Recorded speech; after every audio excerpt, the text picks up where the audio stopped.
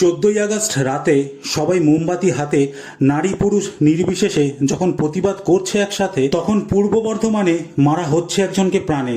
আশা করছি খবর এখনো পৌঁছয়নি আপনাদের কানে। নারী হত্যা আবার, এর মধ্যেই দুবার।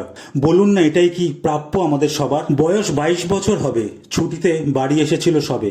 এই মায়েরই বা ফাঁকা কোলের বিচার কি জানি কবে হবে। আরজি গড়ের নৃশংসতা, বর্ধমানের বর্বরতা, এরপরেও যদি আপনার শরীর না কাঁপে সেটা আপনার ব্যর্থতা। আরজিকর ঘটনার পরে যখন আপনি ফেরেন ঘরে, বাড়িতে সব ঠিকঠাক আছে তো, এই চিন্তা আপনার হয় না? বলুন তো বুক ধরে। যদি আজ চুপ থাকেন, নীরব হয়ে দেখেন, তাহলে আরো অন্ধকারের জন্য নিজেকে প্রস্তুত করে রাখেন। বাইরের সেলিব্রা প্রতিবাদ করে, কলকাতার গুলো সব বসে ঘরে।